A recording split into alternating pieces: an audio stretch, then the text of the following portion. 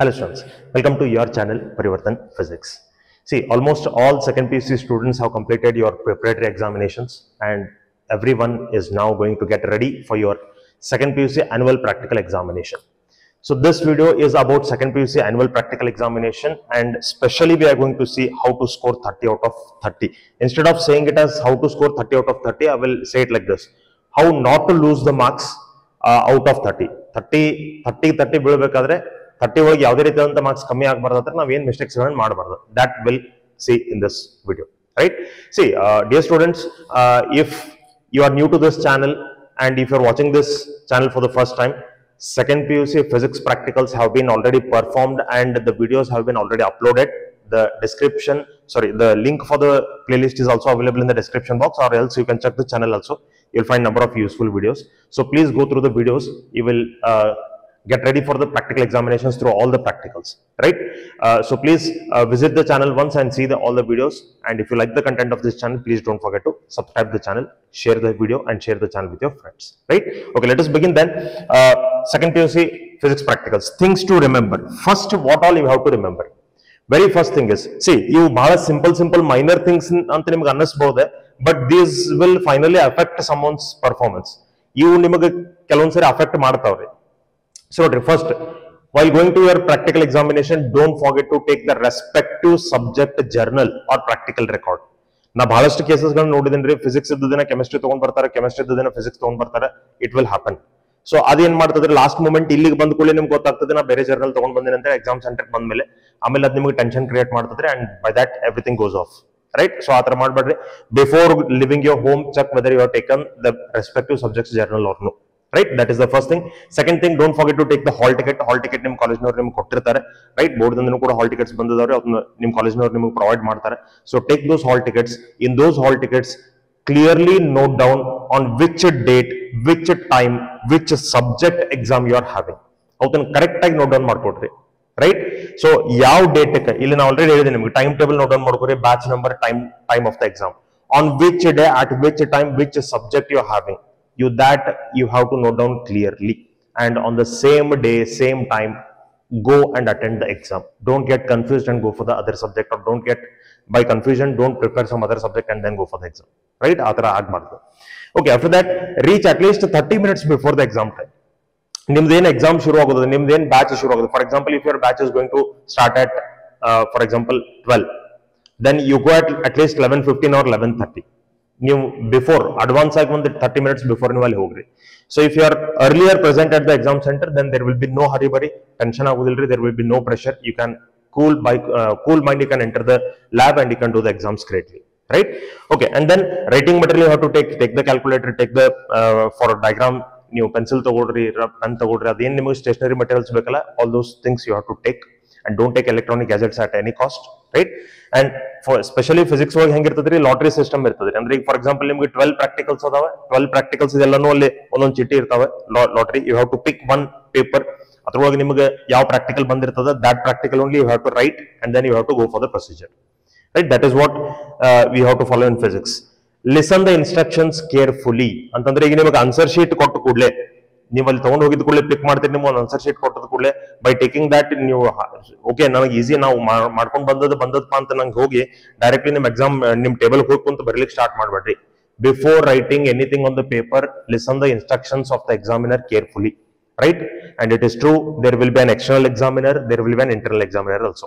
Both examiners have the equal importance. Not only external is prominent or not only internal is dominant, both are having the same rights and both will be having the same rights to evaluate each and every student, right? So every student will be evaluated under the guidance of both of them and then they will finalize the marks. See, this time the new thing is, ಈ ಸರಿ ಒಂದು ಹೊಸದ ಏನಪ್ಪಾ ಅಂತಂದ್ರೆ, ಪ್ರತಿ ವರ್ಷ ಹೆಂಗಾಗ್ತಿದ್ರಿ, ಒಬ್ಬರು external examiner ಬಂದ್ರಪ್ಪ ಅಂತಂದ್ರೆ ಒಂದು 4 ದಿನ ಅಥವಾ 5 ದಿನ continues same external examiner ಇರ್ತಿದ್ರಿ.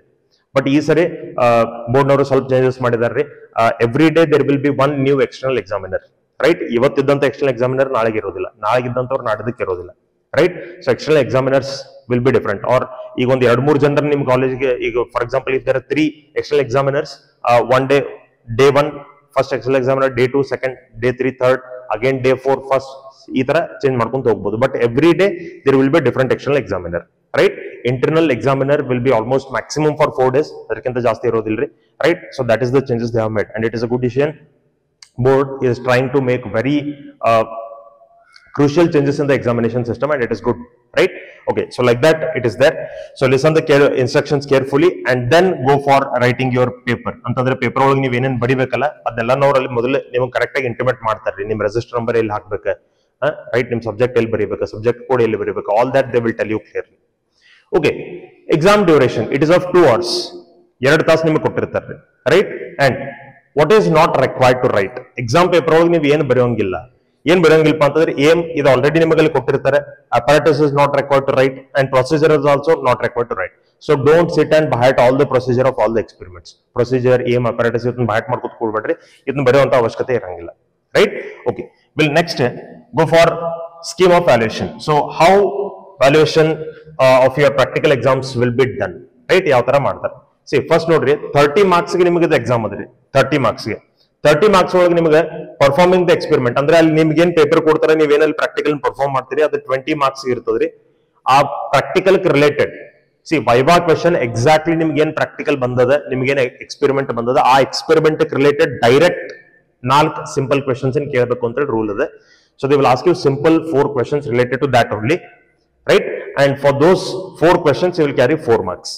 Practical record antandre journal, it has to be of 6 marks, so totally it will be of 30 marks. So ee 20 marks matte divide agtadre, yavudavudake ಎಷ್ಟು ಅಂತ ಹೇಳಿ ಅದು ಮತ್ತೆ ಡಿವೈಡ್ ಆಗ್ತದೆ. I will tell you that clearly, right? Okay, next we'll see how that 30 marks is divided. See that 30 marks is divided like this now. ಈ ತರಹದ divide ಆಗಿದೆ. First ನೋಡ್ರಿ, writing the principle of the experiment. So very first thing you have to write. ಇದನ್ನೆಲ್ಲ ಅಲ್ಲಿ ನಿಮಗೆ board ಒಳಗೆ ಬರ್ದಿರ್ತಾರೆ, ನಿಮ್ಮ lab board ಒಳಗೆ ಬರ್ದಿರ್ತಾರೆ ಇದನ್ನೆಲ್ಲಾನು ಕೂಡ. So you have to write the answer sheet in this order only. First ನೀವು ಪ್ರಿನ್ಸಿಪಲ್ ಬರೀಬೇಕು, ಆಮೇಲೆ ಫಾರ್ಮುಲಾ ಬರೀಬೇಕು, ಆಮೇಲೆ ಸರ್ಕ್ಯೂಟ್ ಡಯಾಗ್ರಾಮ್ ತೆಗಿಬೇಕು. ಈ ತರ ಆರ್ಡರ್ ವೈಸ್ ನೀವು ಬರ್ಕೊಂತ ಹೋಗ್ರಿ. ಡೈರೆಕ್ಟ್ಲಿ ಫಸ್ಟ್ ಹೋಗಿದ್ ಕೂಡಲೇ ಮೊದಲು ಸರ್ಕ್ಯೂಟ್ ಡಯಾಗ್ರಾಮ್ ತೆಗೆದು ಬಿಡೋದು, ಆಮೇಲೆ ಎಲ್ಲೋ ಒಂದ್ ಕಡೆ ಪ್ರಿನ್ಸಿಪಲ್ ಬರೋದು, ಎಲ್ಲೋ ಒಂದ್ ಕಡೆ ಫಾರ್ಮುಲಾ ಬರೋದು. Don't do like that. You write it in this order only, right? So principle carries 2 marks. Writing the formula and explaining the terms carries 2 marks. So terms ಅದ್ರೊಳಗೆ ಏನಿರ್ತಾವ ಅದನ್ನ ಎಕ್ಸ್ಪ್ಲೇನ್ ನೀವು ಮಾಡಬೇಕು, ರೈಟ್? ಫಾರ್ ಎಕ್ಸಾಂಪಲ್ ಈಗ V is equal to IR ಅಂತ ನೀವು ಬರೆದ್ರಿ ಅಂತಂದ್ರೆ V potential difference, I current in the conductor, R resistance of the conductor. Like that you have to explain it. Explain ಮಾಡಲಿಲ್ಲ ಅಂತಂದ್ರೆ ಫಾರ್ಮುಲಾ ಒಂದೇ marks ಸಿಗ್ತದ್ರಿ, right? Next, writing the diagram, figure, circuit with labelling at least 2 parts. ಅಂತಂದ್ರೆ ನೀವೇನ್ circuit diagram ತೆಗಿತೀರಿ specially physics ಒಳಗ ಅದು labelled ಇರಬೇಕು. At least 2 to 3 parts ನೀವು ಲೇಬಲ್ ಮಾಡಬೇಕು. It carries 2 marks, right? And writing the tabular column, observation pattern. ಅಲ್ಲಿ ನಿಮ್ಗೆ ಏನಾದ್ರು ಅಬ್ಸರ್ವೇಷನ್ಸ್ ಇದ್ರೆ ಅಬ್ಸರ್ವೇಷನ್ಸ್ ಕೂಡ ಬರೀರಿ, ಅಬ್ಸರ್ವೇಷನ್ ಟೇಬಲ್ ಕೂಡ ಬರೀರಿ. ಅಬ್ಸರ್ವೇಷನ್ ಟೇಬಲ್ ಖಾಲಿ ನೀವು ಬರೆದ್ರು ಕೂಡ ಆ ಅಬ್ಸರ್ವೇಷನ್ ಟೇಬಲ್ ನಿಮಗೆ 2 marks ಸಿಗ್ತಾವ್ರಿ, ರೈಟ್? ಸೊ ಇಲ್ಲಿವರೆಗೂ ಬರೋದ ಕ್ಯಾಶುಯಲಿ ಎಲ್ಲಾ ಕಡೆ ಎಲ್ಲಾ ಎಕ್ಸಾಮಿನರ್ಸ್ ಏನ್ ಮಾಡ್ತಾರ, ಅಪ್ ಟಿಲ್ ಅಬ್ಸರ್ವೇಷನ್ ಟೇಬಲ್ ತನಕ ಬರ್ಕೊಂಡು ಅಬ್ಸರ್ವೇಷನ್ ಟೇಬಲ್ ಖಾಲಿ ಇಟ್ಕೊಂಡು ಬಂದ್ ಒಂದ್ಸರಿ ತೋರ್ಸ್ರಿ ಅಂತ ಹೇಳ್ತಾರೆ, right? So you have to take the paper and have to show it for your examiner. Internal ಆಗಿರ್ಬೋದು, ಎಕ್ಸ್ಟರ್ನಲ್ ಆಗಿರ್ಬೋದು. ಸೊ ಅವ್ರು ಏನಾದ್ರು ಎರರ್ ಇದ್ರೆ ಅಥವಾ ಮಿಸ್ಟೇಕ್ಸ್ ಇದ್ರೆ ಹೇಳ್ತಾರೆ, ಇಲ್ಲ ಅಂತಂದ್ರೆ ಕ್ಯಾರಿ ಆನ್ ಅಂತ ಹೇಳ್ತಾರೆ. So you can carry on. ಅದಾಗಿದ್ಮೇಲೆ ನೀವು ಆಮೇಲೆ ಏನ್ ಮಾಡ್ಬೇಕಪ್ಪ ಅಂದ್ರೆ ಸರ್ಕ್ಯೂಟ್ ಕನೆಕ್ಷನ್ ಮಾಡ್ಲಿಕ್ಕೆ ಹೋಗ್ಬೇಕು. ಸೊ ಡೈರೆಕ್ಟ್ಲಿ ಹೋಗಿದ ಕೂಡಲೇ ಮೊದಲು ನೀವು ಅಪಾರಟಸ್ ಕೈ ಹಾಕಿ ಡೈರೆಕ್ಟ್ಲಿ ನೀವು ಪ್ರೊಸೀಜರ್ ಸ್ಟಾರ್ಟ್ ಮಾಡಬಾರ್ದು. ಫಸ್ಟ್ ಇಷ್ಟು ಥಿಂಗ್ಸ್ ಗಳನ್ನ ನಿಮ್ ಪೇಪರ್ ಒಳಗೆ ಬರೀಬೇಕು. ಅದಾಗಿದ್ಮೇಲೆ ನೀವೇನ್ ಮಾಡ್ಬೇಕು, ಆಮೇಲೆ ಸರ್ಕ್ಯೂಟ್ ಕನ್ಸ್ಟ್ರಕ್ಷನ್ ಮಾಡ್ಕೊಂಡು and then you have to go for the procedure. So ನೀವೆಲ್ಲಿ ಕನ್ಸ್ಟ್ರಕ್ಟ್ ಮಾಡಿ ಪ್ರೊಸೀಜರ್ ಮಾಡತ್ತಿದ್ರೋ ಇಲ್ಲೋ, ಯಾವ ತರ ಕನ್ಸ್ಟ್ರಕ್ಟ್ ಮಾಡಿದಿರಿ, ಆ ಸರ್ಕ್ಯೂಟ್ ಏನ್ ನೀವು ಅಲ್ಲಿ ಸೆಟಪ್ ಮಾಡಿರ್ತಾರಲ್ಲ ಸರ್ಕ್ಯೂಟ್ಗೆ, ಅದಕ್ಕೆ 3 marks ಅದ. ಸರ್ಕ್ಯೂಟ್ ಸೆಟಪ್ಗೆ ಆಪ್ಟಿಕ್ಸ್ ಒಳಗಂತೂ ಏನು ಸರ್ಕ್ಯೂಟ್ ಸೆಟಪ್ ಇರಂಗಿಲ್ರಿ, ಆಸ್ ಯೂಶುವಲ್ ಇರ್ತದೆ, ಅದು ನಿಮ್ಗೆ ಗೊತ್ತದೆ, ಅದಕ್ಕೆ 3 marks ಇರ್ತದೆ. Performing the experiment and entering the readings. Readings ನೀವು ಬಾಯ್ ತಗೊಂಡು ಬಂದು ಬರೆಯತ್ತಿರೋ ಅಥವಾ ರೀಡಿಂಗ್ಸ್ ನೀವು ಅಲ್ಲಿ ಪರ್ಫಾರ್ಮ್ ಮಾಡಿ ಬಂದು ಬರೆಯತ್ತಿರೋ, that they will observe. ಅದನ್ನ ಅಬ್ಸರ್ವ್ ಮಾಡ್ತಾರೆ, ಅದಕ್ಕೆ 4 marks ಇರ್ತದ್ರಿ. See, they may give some different instruments for you. Regular lab ಒಳಗೆ ಮಾಡಿದ್ ಬಿಟ್ಟು ಮತ್ತೆ ಬೇರೆ ನಿಮಗೆ ಇನ್ಸ್ಟ್ರೂಮೆಂಟ್ ನಲ್ಲಿ ಕೊಡಬಹುದು. ಫಾರ್ ಎಕ್ಸಾಂಪಲ್ ನಿಮ್ಗೆ ರೆಗ್ಯುಲರ್ ಲ್ಯಾಬ್ ಒಳಗೆ ನಿಮಗೆ ಎಕ್ಸ್ಪೆರಿಮೆಂಟಲ್ ವೈರ್ ನಿಮಗೆ 1 meter ಕೊಟ್ಟಿದ್ರೆ ಅಂದ್ರೆ ಇಲ್ಲಿ ನಿಮಗೆ 2 meter ಕೊಡಬಹುದು, right? So wire material change ಮಾಡಿ ಕೊಡಬಹುದು. So don't buy the things, you just go according to the procedure. Procedure ನ ಕರೆಕ್ಟ್ ಆಗಿ ಫಾಲೋ ಮಾಡ್ರಿ, ನಿಮ್ಗೆ ಕರೆಕ್ಟ್ ಆಗಿ ಆನ್ಸರ್ ಬರ್ತದ್ರಿ. And never ever worry about the result. Practical result ನಂಗೆ ಇಷ್ಟ ಬರಬೇಕು ಅಂತ ತಲೆ ಒಳಗೆ ಇಟ್ಕೊಂಡ್ ಮಾಡ್ಬೇಡ್ರಿ. ಪ್ರೊಸೀಜರ್ ಕರೆಕ್ಟ್ ಹಿಂಗೆ ಹೋಗ್ಬೇಕು ಅನ್ನೋದು ತಲೆ ಒಳಗೆ ಇಟ್ಕೊಂಡ್ ಮಾಡ್ರಿ, ನಿಮ್ಗೆ ಆನ್ಸರ್ ಕರೆಕ್ಟ್ ಬರ್ತದ್ರಿ. So believe in procedure, go step by step, do the procedure, perform the procedure correctly, you will get the right answer, right? Okay, next, after that, substitution and calculation. You have to do each and every calculation. ಈಗ ನೀವು 3 trial ತಗೊಂಡಿದ್ದೀರಿ, 3 trial separate calculation ಮಾಡಬೇಕು. 6 trials you have taken, all 6 trials separate calculations you have to do. Bari calculator ಒಳಗೆ ಬರೋದು ಅಲ್ಲಿ ಎಷ್ಟು answer ಬರ್ತದೆ ಅದನ್ನ ಇಲ್ಲಿ ಬರೆದ್ರೆ ಕ್ಯಾಲ್ಕುಲೇಷನ್ ಮಾರ್ಕ್ಸ್ ನಿಮಗೆ ಹೋಗಿ ಬಿಡ್ತಾವೆ. Whatever simple calculation it may be, you have to make the separate calculation there. Finally, you have to write the result with unit. It carries 2 marks, so total it is of 20 marks. Graph ಏನಾದರೂ ಇದ್ರೆ graph ನೀವು plot ಮಾಡಬೇಕು, nature of graph ಕೂಡ ಹಾಕಬೇಕು. Graph ಬರಿಬೇಕಾದ್ರೆ ನೆನ್ಪಿಟ್ಕೋರಿ, y axis ಮೇಲೆ ಯಾವ physical quantity, x axis ಮೇಲೆ ಯಾವ physical quantity, you have to mention that clearly. You have to write the separate scales for x axis and y axis. ಇವೆಲ್ಲನೂ ನೀವು scales ಎಲ್ಲಾನು ಕೂಡ ಅಲ್ಲಿ ಬರಿಬೇಕಾಗ್ತದೆ, right? Okay, this is how the marks is distributed. So ಇಲ್ಲೇ ಯಾವುದೇ ರೀತಿಯಾದಂತಹ errors ಗಳನ್ನ ಮಾಡ್ಲಿಕ್ಕೆ ಹೋಗ್ಬೇಡ್ರಿ, ಪ್ರಿನ್ಸಿಪಲ್ ಕರೆಕ್ಟ್ ಆಗಿ ಬರೀರಿ, ಫಾರ್ಮುಲಾ ಬರೆದು ಟರ್ಮ್ಸ್ ಗಳನ್ನ ಎಕ್ಸ್ಪ್ಲೇನ್ ಮಾಡ್ರಿ, ಅಲ್ಲಿ ನಿಮಗೆ 2 ಮಾರ್ಕ್ಸ್ ಫುಲ್ ಸಿಗ್ಬೇಕು. ಸರ್ಕ್ಯೂಟ್ ಡಯಾಗ್ರಾಮ್ ಕರೆಕ್ಟ್ ಆಗಿ ತೆಗೀರಿ, ರೈಟ್? ಸಿಂಬಾಲ್ಸ್ ಅನ್ನು ಕರೆಕ್ಟ್ ಆಗಿ ತೆಗಿಬೇಕು, ಬ್ಯಾಟ್ರಿ ಇದ್ದದ ಕೆಪಾಸಿಟರ್ ಮಾಡಬೇಡ್ರಿ, right? So you have to draw them correctly.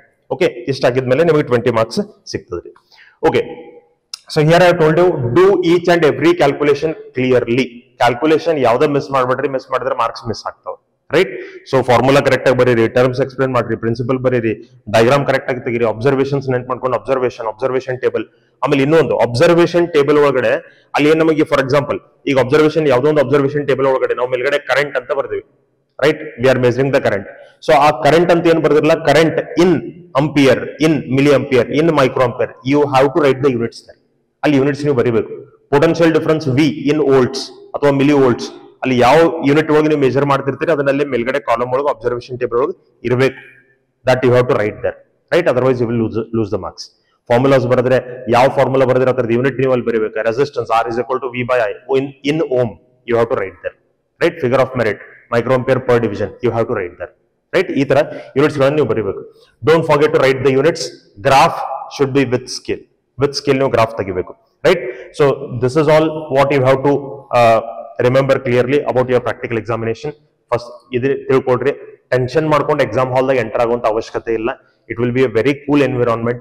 Per batch 12 students ಮಾತ್ರ ಇರ್ತಾರೆ. 12 ಜನರಿಗೆ 12 ಸಪರೇಟ್ ಎಕ್ಸ್ಪೆರಿಮೆಂಟ್ಸ್ ಗಳನ್ನ ಕೊಟ್ಟಿರ್ತಾರೆ, ರೈಟ್? ಸೊ ನೀವು ಒಬ್ಬರೇ ಕುಂತ್ಕೊಂಡು ಪರ್ಫೆಕ್ಟ್ ಆಗಿ ಕೂಲ್ ಆಗಿ ನೀವು ಪ್ರಾಕ್ಟಿಕಲ್ ಪರ್ಫಾರ್ಮ್ ಮಾಡಬಹುದು. So believe in your hard work, believe in your procedure, go step by step through your procedure, you will get the right answer. Nothing to worry, right?